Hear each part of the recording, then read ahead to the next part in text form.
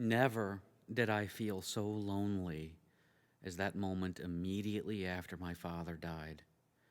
It was like I cried out against it all, and the cry echoed back and forth in a great big empty place way above the sky, and no one would answer.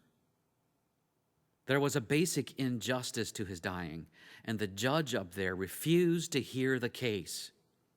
It took me years, more than several, to finally think of how lonely my mother felt. After all, she knew him longer than I did, and she knew him far more intensely than I did. Only now am I beginning to understand why she behaved in the way she did, and why she does things the way she does them now.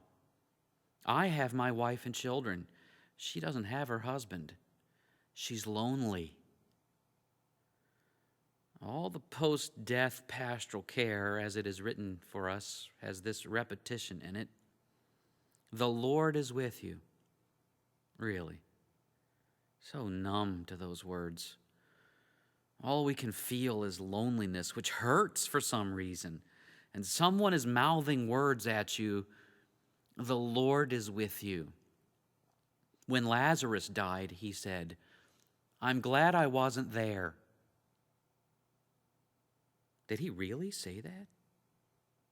Yes, he did. It was part of a larger sentence, but he really said that. Lazarus has died, and for your sake, I'm glad I wasn't there, so that you may believe. Lord, if you had been here, my brother would not have died. How hard is it to cajole the Lord? Lord, if you had been here, my father would not have died. My wife wouldn't have died. My child wouldn't have died. My friend wouldn't have died. My husband wouldn't have died if you had been here. And so it goes. Brother, father, sister, friend, husband, and finally self, to the valley of the dry bones, lifeless. Surrounding the valley of the dry bones is an army, arrayed with stones and all the weapons of the dark world, to prevent the Lord from seeing where they laid the bones. They didn't quite know who it would be that the Lord would send to raise up the bones, to give them back their life. But they had a strong suspicion it was this fellow who gave the blind man his sight. If he can give the blind man his sight, then maybe he can see where the bones are laid. And they picked up stones and all the weapons of the dark world, and they chased him away. He might be able to see the valley of the dry bones, but he'll never enter it, not alive. The last thing they want is the resurrection of the dead. Ah, the resurrection of the dead, the great dream of all mankind. Every other solution for the inbreaking of the kingdom of sin results in a realm of the dead, of spirits wandering the netherworld, paddling back and forth across the river Styx, arguing with the gods about the terms of their everlasting nothingness. And if allowed to come back to the realm of the living, the dead come back as the undead, as zombies, to feast upon the living. Thus, these myths and children's stories give life to what is fixed in our minds. The religion we make is all good behavior, all consignment to the dark realms, the realm of wishes, of clouds, of vapor. That's the way we think of it, a shrug of the shoulders, essentially.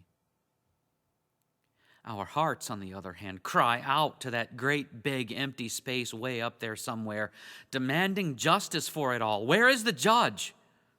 Won't he hear the case of the valley of the dry bones? Lord, if you had been here, I would not have died. He has to see me, doesn't he?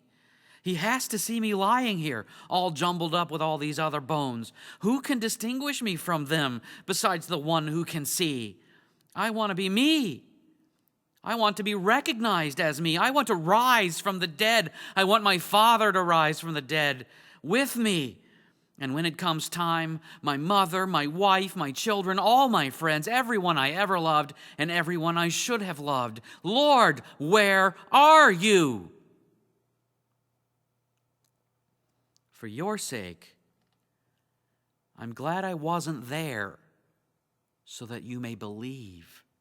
Didn't I tell you that if you believe, you would see the glory of God? I will lay sinews upon you, and will cause flesh to come upon you, and cover you with skin, and put breath in you, and you shall live, and you shall know that I am the Lord. But there's only one way into the valley of the dry bones, only one way for the judge to see what happened, and if he can make sense of such a complicated mess of bones, dry bones, lifeless. The only way into the valley of dry bones is to die. This conclusion, Thomas, called the twin of Jesus, saw clearly. Let us also go with him, that we may die with him. So they went, Jesus with all his disciples, to the place where the valley of dry bones intersects with that great big empty place way above the sky. They went to the tomb of Lazarus. Lord, if you had been here. And here he is, the Lord of life, the light of the world, the light which was coming into the valley of the dry bones. And he's surrounded by an army whose sole purpose is to kill him, the Son of God. There's a clever scene in Braveheart, Mel Gibson's movie about William Wallace, the Scotsman who led Scotland in a revolt against Edward Longshanks and his evil cabal of oppressive armies, who parted husbands from wives, sons from fathers, mothers from daughters, and destroyed every other kind of happy relationship. The armies of Edward, far superior in training and might, drew up lines for the battle against the Scots, a ragtag collection of tired, hungry peasants. The nobles, of course, tried to sue for peace, but William Wallace was having none of it. "Where are you going?" his lieutenants asked him as he galloped away toward the parley. "I'm going to pick a fight," he said. And he did, and they routed Edward's forces.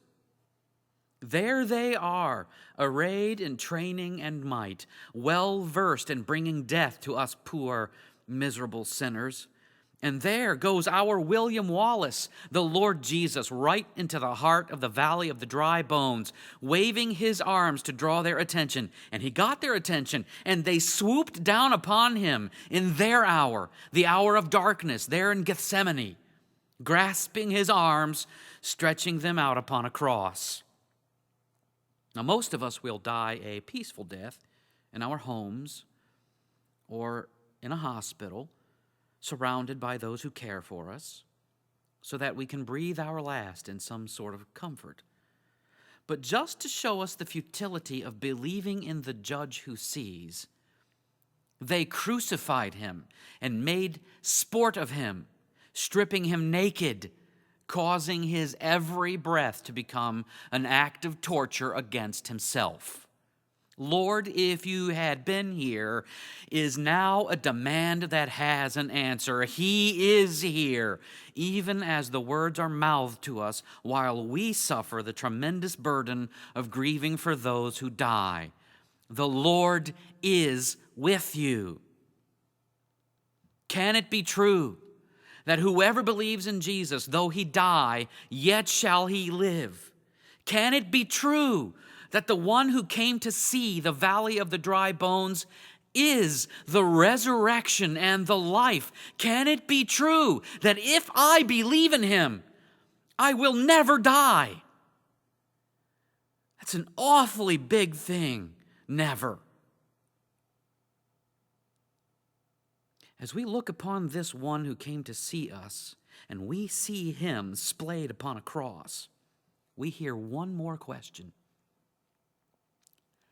Didn't I tell you that if you believed, you would see the glory of God?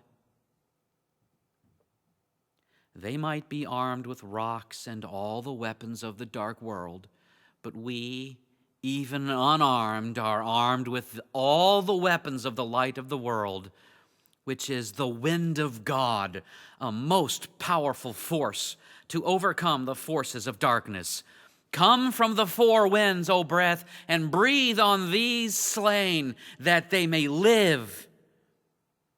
And the breath came into you, and you lived, and you stood on your feet, an exceedingly great army, undefeated, invincible, and you know that Jesus is the Lord, the Son of God, the one who is coming into the world.